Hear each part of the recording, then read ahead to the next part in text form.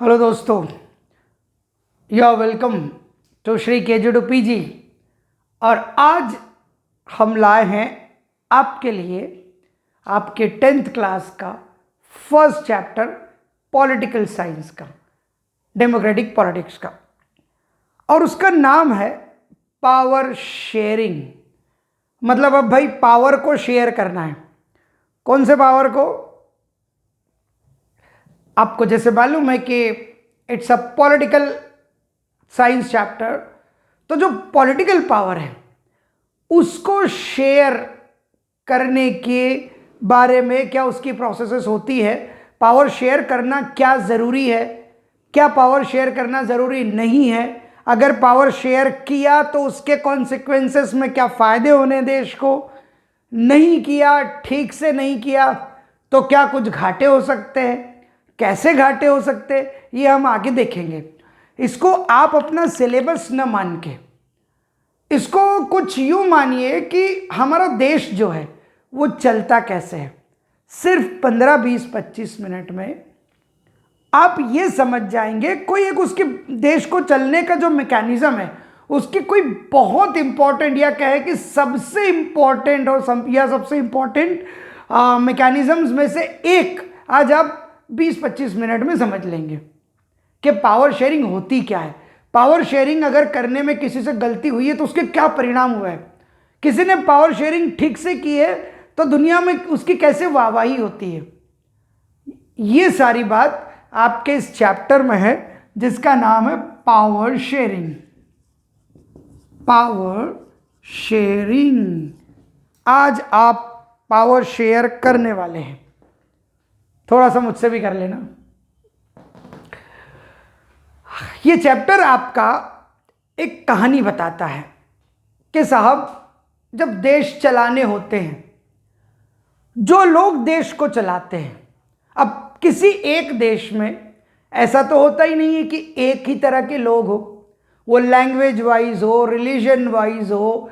चलिए मान लीजिए कि एक हो भी गए तो भी आपको एरिया वाइज लोगों को, अगर किसी के हाथ में गवर्नमेंट है, सारी पावर है, तो उसको एरिया वाइज डिस्ट्रीब्यूट करनी पड़ेगी, शेयर करनी पड़ेगी। नहीं करेगा तो क्या होना है, अगले 5-7 मिनट में आप एक कहानी सुनिए जो कि आपके सिलेबस की कहानी है। ठीक है? एक था, मतलब है भी, बेल्जियम। बेल्जियम एक कंट्री है जो यूरोप में है, जिसकी कैपिटल ब्रुसेल्स है। और एक कंट्री है श्रीलंका जो कि एशिया में।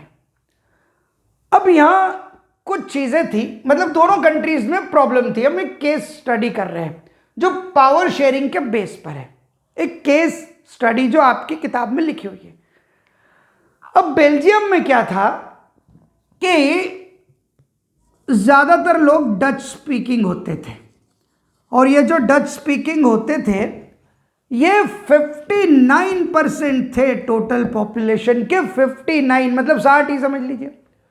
और फ्रेंच स्पीकिंग होते थे 40%, मतलब 40-60 का रेशियो हो गया। वो 1% जो था वो जर्मन स्पीकिंग थे। तो इनका तो कोई वो नहीं था कि भैया ठीक है तुम जो करोगे ठीक ही करोगे, है ना, ज़्यादा तो थे नहीं है। अब यहां रिलीजन का उतना बड़ा मैटर नहीं था जितना कि लैंग्वेज था। कंट्रीज के अंदर रिलीजियस मैटर्स बड़े हो जाते हैं या लैंग्वेज मैटर्स बड़े हो जाते हैं, या लैंग्वेज का था।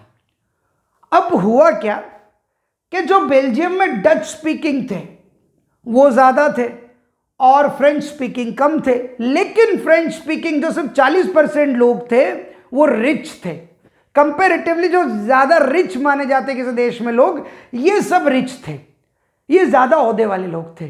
तो इनको इनसे प्रॉब्लम थी, डच को फ्रेंच से, क्या एजुकेशन हो या जॉब्स हो या जो भी पहले जो मिलनी होती है इनका कब्जा हो जाता है, तो इनको इनसे काफ़ी प्रॉब्लम थी। अब ये रसूखदार लोग हुआ करते थे ज़्यादा, गिनती में भले ही कम हो। और ब्रुसेल्स जो इसकी कैपिटल थी उसमें जो वो थी पॉपुलेशन लैंग्वेज वाइज वो बिल्कुल उल्टी थी कि 80% फ्रेंच स्पीकिंग लोग कैपिटल में रहते थे और 20% जो है डच स्पीकिंग रहते थे। जर्मन्स का तो छोड़िए, वो एक कहाँ होंगे 1%। तो वहां उल्टा था। अब एक केस आप समझ गए, 60-40 के लगभग का रेशियो हो गया, लेकिन जो कम थे वो प्रभावी लोग थे और कैपिटल में वो 80% लोग रहते थे। एक केस ये हो गया। अब थोड़ी देर के लिए हम इस केस को अपने साथ रख लेते हैं। अब दूसरा केस ये था कि श्रीलंका जो है उसमें 74% सिन्हाला रहते थे। सिन्हाला एक जो लैंग्वेज होती वहां की, सिन्हाला बोलने वाले रहते थे 74%, मतलब जबरदस्त मेजॉरिटी। 18% लोग रहते थे तमिल्स, जो ज्यादातर लोग इंडियन ओरिजिन के थे और वहां के कुछ फोरफादर्स जिनके मतलब वहां के भी थे, बट ज्यादातर तमिल जो थे इंडिया में चूंकि होते, और जब कॉलोनियल रूल था तब टी प्लांटेशन में काम करने के लिए उनको ले जाया गया था। And they establish there, like they stayed there itself and generations after generation they grew there. अब ये जो एक केस था, इनमें थोड़े सा और भी स्टेटिस्टिक्स है कि इसमें जो लोग रहते थे वो उसमें सिर्फ 13% लोग जो थे वो ओरिजिन जिनका श्रीलंका था, और बाकी सब जो है वो इंडियंस ओरिजिन के थे। और बेसिकली इसमें एक और पॉइंट था कि सिन्हाला जो थे वो मैक्सिमम ऑलमोस्ट सारे बुद्धिस्ट थे। श्रीलंका में बुद्धिज्म है तो बुद्धिस्ट थे, और ये जो तमिल्स थे वो हिंदू एंड मुस्लिम्स थे। जो इंडियन तमिल्स होते हैं मतलब ज़्यादातर हिंदू थे, मुस्लिम्स थे, और कुछ एक क्रिश्चियंस जो थे वो 7% थे क्रिश्चियंस। ठीक है। अब ये जो क्रिश्चियंस थे वो बोथ लिंग्विस्टिक थे, वो ये दोनों बोलते थे। तो प्रॉब्लम इन दो में थी कि ये बहुत मेजॉरिटी में थे, ये काफी माइनॉरिटी में थे। अब भाई मेजॉरिटी में माइनॉरिटी में होना क्या चाहिए? अब एक ये केस हो गया, एक ये केस हो गया। हमको कहानी सुननी है कि किसने कैसे डील किया। अब सुनते जाइए, बड़ा इंटरेस्टिंग। ये 50s और 60s का जो दशक था 1950-60 का, उसमें इनमें काफी तनातनी थी, लेकिन उसके जस्ट बाद वो बैठे, उनकी गवर्नमेंट बनी, और एक बढ़िया सा, आप तो मैं इसको साफ भी कर रहा हूं, आप जब देखेंगे तो पॉज करके या रिपीट करके देख सकते हैं। उसकी जब गवर्नमेंट बनी तो देखो कितना कमाल हुआ। दुनिया में एक केस ये भी है किसी देश में कि उन्होंने एक रूल बना दिया कि भैया 50% मिनिस्टर्स जो होंगे, हमारी जो सेंट्रल गवर्नमेंट होगी उसमें 50% मिनिस्टर्स दोनों लैंग्वेजेस के होंगे। मतलब जो डच थे उन्होंने कॉम्प्रोमाइज कर लिया, और फ्रेंच स्पीकिंग, डच स्पीकिंग दोनों 50% के मिनिस्टर्स सेंट्रल गवर्नमेंट में आ गए। और उन्होंने ये भी कह दिया कि जब भी कोई लॉ पास होगा तो मेजॉरिटी से होगा, मतलब कम से कम 1% या एक मिनिस्टर तो उधर जाके हाँ करनी पड़ेगी कि हाँ ठीक है तुम्हारे साथ मैं भी हूँ और ये लॉ को पास करते हैं। और कितना अंडरस्टैंडिंग वाली बात रहा करती होगी कि एक ये उन्होंने कर लिया, एक ये उन्होंने कर लिया, and it run so good, so smoothly. तो इन्होंने क्या किया, 50% मिनिस्टर सेंट्रल गवर्नमेंट में हम कर देते हैं, मतलब जो देश को चलाएगी। एक और चीज हुई कि जो बेल्जियम था, बेल्जियम में जो ब्रुसेल्स था, जहां पर बहुत डिफरेंस था, वहां पर फ्रेंच स्पीकिंग 80% थे, वहां भी रिप्रेजेंटेटिव 50%, मतलब इक्वल रिप्रेजेंटेटिव, इक्वल, कोई कम नहीं कोई ज्यादा नहीं। अब यहां किन्होंने किया, यहां फ्रेंच स्पीकिंग ने बोला चलो कोई बात नहीं, रिप्रेजेंटेटिव जैसे एक शहर में हमारे नहीं कितने रिप्रेजेंटेटिव्स होते हैं, कॉर्पोरेटर्स वगैरह होते हैं, और बहुत सारे ऑफिशियल्स होते हैं, बहुत सारे पॉलिटिकल फिगर्स होते हैं एक शहर में, वो इक्वल हो गए। सेंट्रल में भी इक्वल हो गए, यहां भी इक्वल हो गए। और एक तीसरी चीज ये हुई कि उन्होंने कहा कि एक और कम्युनिटी गवर्नमेंट बनेगी, कम्युनिटी गवर्नमेंट बनेगी। वो क्या करेगी, ये जो गवर्नमेंट बनेगी वो ऐसे इलेक्ट होगी कि जो एक लैंग्वेज के लोग हैं उनमें ही इलेक्शंस होंगे, वो एक ही लोग लैंग्वेज के लोग उसे इलेक्ट करेंगे, और जब ये सारी लैंग्वेजेस के तीनों, फ्रेंच, जर्मन और डच, जब ये चुनकर आएंगे तो ये एजुकेशन, लैंग्वेज और कल्चर के मामले के सारे काम करेंगे। What a nice thing. वो सारे पावर उनके पास हो गए। लैंग्वेज पे प्रॉब्लम थी, कल्चर पे था और एजुकेशन, ये तीनों मामले उनको दे दिए, ये हो गया खत्म प्रॉब्लम। और उन्होंने ये भी रूल बनाया कि जो स्टेट गवर्नमेंट होगी, सेंट्रल गवर्नमेंट तो आपने सुन लिया, जो स्टेट गवर्नमेंट होगी वो कोई सबऑर्डिनेट गवर्नमेंट नहीं होगी कि हमने ऑर्डर दिया और ये आपको करना है। नो, उसके पास बराबर की पावर होगी individual, that they can do as they want. क्योंकि वहां वो जो दो स्पीकिंग मेजॉरिटी थी वो दो अलग अलग एरियाज में थी, तो दो तरह की गवर्नमेंट्स थी एरिया वाइज, तो वहां वो लोग सबऑर्डिनेट नहीं थे, वो बराबर में थे। इस प्लान ने इतना अच्छा काम किया कि जब यूरोपियन यूनियन बनी, ये आपका एक नंबर का क्वेश्चन है, जब यूरोपियन यूनियन बनी, यूरोप के कई देशों ने मिलाकर जब यूरोपियन यूनियन बनाई, तो इसके ब्रुसेल्स को इन्होंने अपना हेडक्वार्टर बनाया। सी मतलब पूरे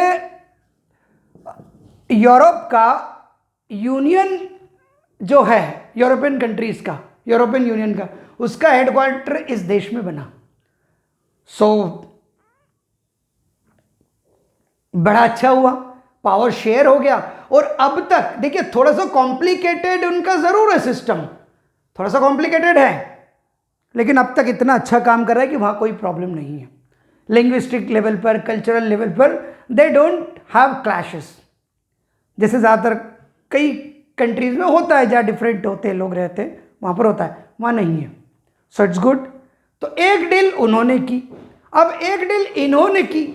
अब आप इनकी डील समझ लीजिए। ये जो 70% लोग थे भाई लोग, ये फ्री हुए थे 1948 में, हमसे जस्ट एक साल बाद। नीचे वाले भी फ्री हो गए।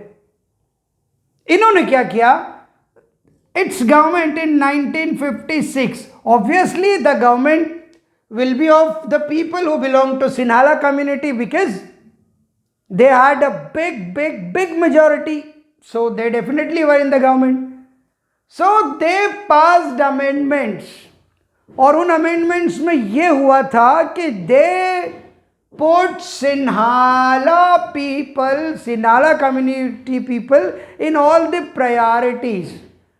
अब वो यूनिवर्सिटीज की पोजीशंस हो कि जॉब्स की हो कि कहीं भी, पहले सिन्हाला है तो आपको मिलेगा, दूसरे अगर आप हैं, अगर आप हिंदू हैं, मुस्लिम्स है, कोई क्रिश्चियंस है, no, if you are Sinhala speaking person then you will get the opportunity first, and after that will see about you. It was not good with the rest of the people. ये तो बिल्कुल ठीक नहीं था rest of the people के लिए। इन्होंने कोशिश भी की कि जो तमिल है उसको भी एक रिकॉग्निशन दीजिए, क्योंकि सिन्हाला को उन्होंने नेशनल लैंग्वेज भी घोषित कर दिया, और जो दूसरी लैंग्वेज थी उनका कोई प्रमोशन नहीं, उनका कहीं कोई यूज नहीं, और रिटर्न में ऑफिशियल कोई लैंग्वेज नहीं रहेगी तमिल। अब तमिलियंस क्या करें? उसके बाद में उन्होंने कहा था कि Buddhism will be foster, Buddhism को प्रोटेक्ट भी किया जाएगा, उसका प्रचार भी किया जाएगा, प्रसार भी किया जाएगा, बढ़ावा भी दिया जाएगा, and nothing about Hinduism and Muslims. फिर ये तो बड़ी प्रॉब्लम होती चली गई। अब इन्होंने क्या किया, जो माइनॉरिटी थी इन 1980s, what the did, they demanded for a separate state for Tamil people. और तमिलियंस क्या होता है, वहां पर नॉर्थ और ईस्ट में रहते थे। जैसे इंडिया में तमिल से कुछ किलोमीटर्स के बाद तो श्रीलंका स्टार्ट्स, तो जो नॉर्थ पोर्शन है वहां और ईस्ट के तरफ Tamils live in bunch. So they asked for a different state in north east, कि भाई नॉर्थ से जो तमिल्स होंगे वो थोड़े से ईस्ट की तरफ हो जाएंगे, ईस्ट से थोड़े नॉर्थ की तरफ हो जाएंगे, नॉर्थ ईस्ट कॉर्नर में they can have a separate state so that they can run their autonomy. They asked for autonomy, पर उन्होंने ऑटोनॉमी दी ही नहीं, और उन स्टेट्स को ध्यान ही नहीं दिया गया जहां पर के तमिल्स रहते थे। तो ये तो बहुत प्रॉब्लमेटिक होने वाला था। दे डिमांडेड फॉर इट, उन्होंने नहीं माना, कहीं नहीं रखा, so there happened civil war. Civil war हो गया जिसमें लाखों लोग मारे गए, लाखों लोग मारे गए। अब ये आपके बुक में नहीं है, मैं बता रहा हूं कि इसी प्रॉब्लम के चलते हमारे मेरे ख्याल से हमारे एक प्रधानमंत्री भी शहीद हो गए। उन्होंने भी वहाँ कुछ शांति सेना भेजी थी, जो कि इन लोगों को ठीक नहीं लगा, इनके अपोज जा रही थी वो चीज़। तो कहते कि कॉन्स्पिरेसी में कहते क्या है, मतलब वो मारे गए थे, राजीव गांधी हमारे प्राइम मिनिस्टर, और ये सब हुआ और ये ख़त्म हुआ, ये चलता रहा 2009 तक। उसके बाद जब उनका लीडर मारा गया, then it stopped. So it was a misfortune for the people. ये जब सिविल वॉर हुआ तो लाखों लोगों की रोजी रोटी चली गई, देश में रेफ्यूजी बन गए लोग, कईयों को भागना पड़ा, कई मारे गए, मीन्स एवरीथिंग वॉज अपसेट। सिर्फ किस लिए? हम पावर शेयर नहीं करेंगे, हम ज़्यादा है, हम मेजॉरिटी में है, हम आपसे पावर को शेयर नहीं करेंगे। सिर्फ इस बात पर ये सब हो गया। और जो पहला मैंने लिया था आपको बेल्जियम का, वो आपको बड़ा अच्छा लगा होगा, ठीक है, कि बेल्जियम में पावर शेयर हो गया, बड़ी चतुराई से हो गया, कहीं कोई खून खराबा नहीं हुआ, जो हो गया होगा वो हो गया होगा आपसी रंजिश में पहले, पर उसके बाद nothing happened, still they are going well. And in Sri Lanka it was the reverse case, जहां पावर शेयर नहीं हुआ। अब सुनो जल्दी जल्दी में, अभी इसमें कुछ नहीं बचा। अब ये बताओ, पावर शेयरिंग तो आप समझ गए कि जो पावर शेयरिंग होनी चाहिए कि भाई आप उनको भी अधिकार दे, उनके भी लोग हैं, उनको भी, उनके हाथ में भी पावर दे, काम करने का कुछ पावर दे, ताकि वो कुछ रिस्पॉन्सिबिलिटीज दे, ताकि वो उस चीज़ों को आगे बढ़ाए और सारी कम्युनिटीज आगे जाए। हमारा देश कैसे चलता है मैं आपको वैसे बता देता हूँ। इंडिया का नाम नहीं है, लेकिन वो चलते कैसे पावर शेयरिंग। पहले तो आपके बुक में लिखा है कि भैया पावर शेयरिंग जो है वो प्रूडेंशियल भी है, मतलब क्या बोलते हैं ना, बुद्धिमत्ता का काम भी है, अक्लमंदी भी है, और वो मॉरल भी सही है, मॉरली, कि भाई अगर आप पावर शेयरिंग कर लेंगे, जैसे एक ने पावर शेयरिंग कर ली दूसरे ने नहीं की, अगर पावर शेयरिंग कर लेंगे तो जो माइनॉरिटीज़ में है, जो कमज़ोर लोग हैं, जो निचले तबके, किसी भी तरह से निचले तबके में है, वो उनको अच्छी फीलिंग आएगी, वो आपके साथ जुड़कर रहेंगे। अदरवाइज क्या होगा, कॉन्फ्लिक्ट्स होंगे, वॉर होंगे, सिविल वॉर हो सकती है, खून खराबा हो सकता है, आपके देश के टुकड़े होने की संभावना होती है। क्या भैया हमको, चलो ठीक है हमको अलग दे दो, तुम हमारी नहीं सुन रहे तो एक टुकड़ा होता है ना। तो पावर शेयरिंग जो है वो एक प्रूडेंशियल चीज़ है, ये एक अक्लमंदी का काम है, और दूसरा ये मॉरल भी है कि भैया आपकी जो गवर्नमेंट बनवाने में हिस्सेदार हैं, कम से कम उनकी कंसल्टिंग भी तो होनी चाहिए ना, उनका रिप्रेजेंटेटिव भी तो होना चाहिए गवर्नमेंट में, where you are working, you are running the country, and their consultation, if their consultation is welcome, then they will feel happy, powerful, and they can securely think that okay, they can lead their life properly, not an issue at all, कि उनके साथ कोई भी वैसा कुछ नहीं हो रहा है कि उनके साथ कोई ज्यादती हो रही हो। तो दैट इज गुड। ये दो टर्म्स है आपके, वो मैंने आपको समझा दी कि प्रूडेंशियल भी है, अक्लमंदी का काम भी, और मॉरल भी सही है कि वो गवर्नमेंट बनाने में अगर हिस्सेदार बनते तो उनकी कंसल्टेशन होनी चाहिए, दैट्स इट। तीसरा, पावर शेयर होता कैसा, ये बहुत इंपॉर्टेंट है। देखो इंपॉर्टेंट ये पूरा चैप्टर है, आपके एग्जाम में कुछ ना कुछ जरूर आपका आएगा। या तो वो बता सकते कि स्टेटिस्टिक्स श्रीलंका की क्या थी, बेल्जियम की क्या थी, वो हेडक्वार्टर वाला एक नंबर का तो है ही आपका ना, ब्रुसेल्स में जो है, कि श्रीलंका की क्या थी, बेल्जियम की क्या थी, किसने आपको लगता है सही किया, क्या किया, आपको कहानी समझ में आ गई। पावर शेयर होता कैसे, देखिए पावर शेयर ये सबसे इंपॉर्टेंट है, ये सबसे इंपॉर्टेंट है, आपको पूरी लाइफ टाइम याद रहना चाहिए ये, और समझ जाएंगे तो याद हो जाएगा। कभी भी किसी चीज़ को रटना नहीं, सिर्फ कहानी को सुनना आंख बंद करके। एक बार आपने कहानी सुन ली ठीक से, दूसरी बार सुन ली, एक बार उसके बाद एनसीईआरटी पढ़ लेंगे तो after this even till the final exam you won't lose a single mark. बस जब इंटरेस्ट हो तभी सुनना है, ठीक है। पावर शेयरिंग कैसे होती है, कुछ डिफरेंट लेवल्स में होती है। जैसे एक गवर्नमेंट है, आज ये मान के चलो कि हमारी इंडियन गवर्नमेंट है ना। अब गवर्नमेंट सेंट्रल में गवर्नमेंट होती है जिसमें कोई प्राइम मिनिस्टर होता है, मिनिस्टर्स होते हैं, व्हाटएवर। वो गवर्नमेंट जो होती है वो अमंग द डिफरेंट ऑर्गन्स में पावर शेयर करती है। Number 1, different organs of the government समझ लो, ठीक है। मतलब गवर्नमेंट के डिफरेंट ऑर्गन्स कैसे हुए? ऑर्गन्स क्या, जैसे हमारा ये दिल है ना, पेट में कुछ होंगे जो डिफरेंट ऑर्गन्स होते हैं, ब्रेन है, वैसे ही एक गवर्नमेंट के जो ऑर्गन्स होते हैं वो होती है लेजिस्लेचर, ठीक है। दूसरी होती है एग्जीक्यूटिव, एग्जीक्यूटिव जो बॉडी होती है, कार्यपालिका। तीसरी होती है जुडिशरी,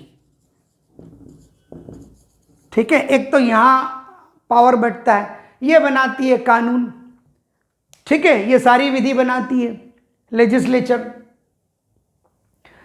ये कानून बना देती है। जो जितने सारे एमपी एमएलए जो होते हैं वो कानून बनाते हैं, पावरफुल लोग रहते हैं देश में बहुत, उन्होंने बना दिया। जो बना हुआ कानून है उनको एग्जीक्यूट, उनको कार्यान्वित कौन करेगा, एग्जीक्यूट कौन करेगा उनको? तो एक बॉडी ये होती है, और एक तीसरी बॉडी ये होती है कि जो बोलते हैं हम बैठे हैं, अगर तुम बनाते समय कोई गड़बड़ करोगे, अगर तुम्हारी नीयत ठीक नहीं हुई तो हम तुम्हें देख लेंगे। जुडिशरी, सुप्रीम कोर्ट वो ये बोलते हैं कि कानून बन गया, उसके एग्जीक्यूशन में अगर कोई धांधली होती है, ठीक से नहीं होता है, अगर होता है और गलत तरीके से होता है तो भी हम देख लेंगे। इसे कहते हैं हॉरिजॉन्टल पावर शेयरिंग। मतलब इसमें कोई किसी से छोटा नहीं है, कोई किसी से बड़ा नहीं है, इवन एक दूसरे पर निगरानी रख लेते हैं। एक ये पावर शेयरिंग हो गई। मतलब among the different organs of the government या different parts of the government, जो एक सेंट्रल लेवल पे गवर्नमेंट होती है, किसी भी स्टेट लेवल पे जो गवर्नमेंट होती है, वह ये तीनों चीजें होती है, ठीक है। विधि बनती है, उसका एग्जीक्यूशन होता है, और जुडिशरी जो इन पर नजर रखती है सीधे। और जैसे दूसरे लेवल पर एक ये होती है कि between the different governments, different levels of government, ठीक है। अब जैसे मैंने आपको बताया एक सेंट्रल गवर्नमेंट है, उसने अपनी पावर क्या कर दी कि भैया इस स्टेट के ये काम जो ये आप अपने हिसाब से देखेंगे, हमारी मॉनिटरिंग रहेगी।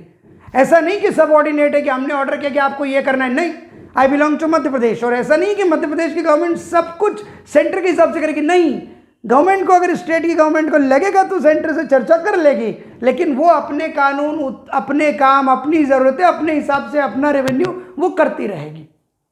तो डिफरेंट लेवल्स में हो जाता है। तो सेंट्रल गवर्नमेंट ने इनको बांट दिए, ये कई बार लोकल गवर्नमेंट्स को बांटते होते हैं, जैसे कि म्यूनिसिपल कॉरपोरेशन है या पंचायत वगैरह है, सरपंच वो जो होते हैं, जो आप आगे पढ़ेंगे। एक ये हो गया। तो गवर्नमेंट के अंदर ही ऑर्गन्स में बांट दी, और जो हॉरिजॉन्टल जो वर्टिकल लेवल आ रहा है कि सेंट्रल गवर्नमेंट से स्टेट गवर्नमेंट से फिर नीचे, एक इस तरह की पावर शेयरिंग होती है बिटवीन द गवर्नमेंट्स। तीसरी पावर शेयरिंग होती है सोशल ग्रुप्स को भी वो इन्वॉल्व करते हैं। सोशल ग्रुप्स जो होते हैं, जो लिंग्विस्टिक होते हैं, अलग अलग लैंग्वेजेस के होते हैं, अलग अलग तबके के होते हैं। अब आप उसको फीमेल्स कह लो, अलग अलग सोशल वीकर लोग जो थोड़े से कमज़ोर हो, आप कास्ट पे, रिलीजन पे, मेल फीमेल सेक्स के डिफरेंस पे, कि आप उनको कितना पावर शेयर उनके साथ भी कर सकते हो, so that they can represent their own communities and they can feel okay कि चलिए ठीक है, we are directly connected to the governments. तो एक सोशल ग्रुप्स पे होती है इस तरीके से, जैसे मैं लिख देता हूं कि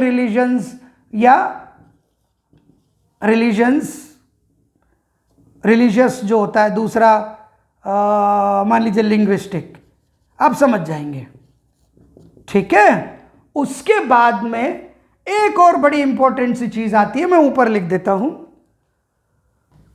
जो डिफरेंट पॉलिटिकल पार्टीज होती है, डिफरेंट पॉलिटिकल पार्टीज के बीच में भी पावर शेयरिंग होती है। जैसे कि कई पार्टीज पावर शेयर करके गवर्नमेंट भी बना लेती है, जिसको कोएलिशन गवर्नमेंट कहते हैं। क्या बोलते हैं उसको? मिलजुल कर जो सरकार बनाते हैं, गठबंधन करके सरकार तक बनाते हैं। तो देखो पावर शेयरिंग का कितना फायदा है कि आज की तारीख में महाराष्ट्र में जो है कहीं गवर्नमेंट नहीं बन पा रही थी, इतनी मेजोरिटी, क्लियर मेजोरिटी किसी को नहीं मिली, तो एक पार्टी दूसरे पार्टी के साथ आकर उस स्टेट की, या इवन मैंने तो देश की सरकारें चलते देखी है, आप भी जब पढ़ेंगे तो आपको पता चल जाएगा। अभी आप छोटे हैं, कुछ समय से नहीं हुई बनी है कोएलिशन की गवर्नमेंट, पर देश भी चलता है, अलग अलग पॉलिटिकल पार्टीज आके मर्ज होके देश और स्टेट भी चलाती है। तो डिफरेंट जो पार्टीज होती है, डिफरेंट पार्टीज के बीच में भी पावर शेयरिंग होती है।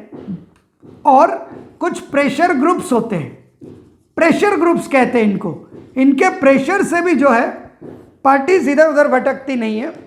जैसे ट्रेड है, यूनियंस है, अलग अलग तरह के कुछ एग्रीकल्चरल ग्रुप्स है, जिनके प्रेशर रहती है कि आपको इस तरह की पॉलिसीज बनानी है ताकि ये चीज़ें ठीक से चल सके। तो see they share the power with them also, they get their representatives also. It means power sharing is very important. और आपके चैप्टर में सिर्फ इतना था। 2 मिनट में हम वापस घूम के आते हैं। पावर शेयरिंग क्या होती है, क्या पावर शेयरिंग ज़रूरी है? बिल्कुल ज़रूरी है। श्रीलंका का केस देखा हमने, हमको लगता है बिल्कुल ज़रूरी है, क्योंकि पावर शेयरिंग प्रॉपरली नहीं हुई तो लाखों लोगों की रोजी रोटी, बेघर सब हो गए, कई मारे गए, कई दिनों तक सिविल वॉर चला, कोई खुश नहीं था। और ऐसी स्थिति में मुझे नहीं लगता कि कोई भी रिलीजन फल फूल सकता है, कोई भाषा भाषी फल फूल सकते हैं, कोई स्कूल ठीक से चल सकते हैं, किसी के चूल्हा ठीक से जल सकता है। तो पावर शेयरिंग बहुत ज़रूरी है, बहुत ज़रूरी चैप्टर आपने आज पढ़ा है।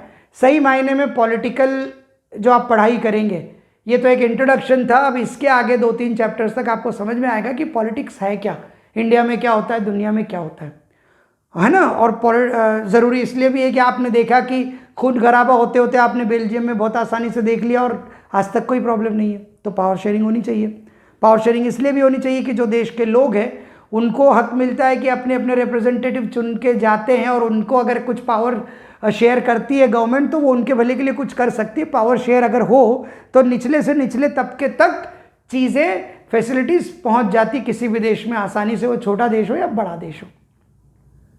छोटे से छोटा देश था बेल्जियम, आपकी बुक में बताया गया, हरियाणा से आधा ही होगा, 1 करोड़ के आस से थोड़ी सी ज़्यादा आबादी थी, है ना, लेकिन वहाँ प्रॉब्लम होते होते बच गई। श्रीलंका में जहाँ प्रॉब्लम हुई वहाँ हरियाणा के बराबर आबादी, लगभग 2 करोड़। 2 करोड़ में अगर 2 लाख मारे जाएंगे तो सोचिए क्या होगा, है ना। ज़रूरी है प्रूडेंशियल, ये एक बुद्धिमत्ता का काम भी है, अक्लमंदी का काम भी है, और मोरल भी है कि पावर शेयरिंग होनी चाहिए। ठीक, और पावर शेयरिंग होती किस किस तरीके से है तो मैं फिर से बता दूं, बुकिश लैंग्वेज में नहीं जाना है। कोई गवर्नमेंट होती है, उसके टुकड़े होते हैं, मतलब उसके कुछ ऑर्गन्स होते हैं। गवर्नमेंट का मतलब ही ये होता है कि लोगों के लिए काम करे। अब काम करने के लिए जो काम का नियम बनाना, लेजिस्लेचर हो गया, वो लेजिस्लेटिव असेंबली हो गया, है ना। विधायिका जिसको बोलते हैं कि विधि बनाती है, फिर वो विधि बन गई तो काम कौन करेगा? कार्यपालिका, एग्जीक्यूटिव बॉडी, उसमें मंत्री होते हैं, उसमें ऑफिसर्स होते हैं, उसमें नौकरशाह होते हैं, जो उस काम को ठीक से चले, वो जो बना हुआ नियम है वो सही से चले, उसको कार्यान्वित करते हैं। और इन दोनों पे मॉनिटरिंग करती है जुडिशरी, न्यायपालिका। तो ऑर्गन एक ये लेवल पे हो गया, दूसरा डिफरेंट जो सरकारें होती है, सरकारों का लेवल कि सेंट्रल, फिर स्टेट, फिर नीचे की लोकल गवर्नमेंट, एक इस तरह से बढ़ती है, तीसरा सोशल ग्रुप में बांट देते हैं, चौथा प्रेशर ग्रुप में बांट देते हैं, और ये डिफरेंट पार्टीज भी आकर अपना पावर शेयर करके गवर्नमेंट तक बना लेती है।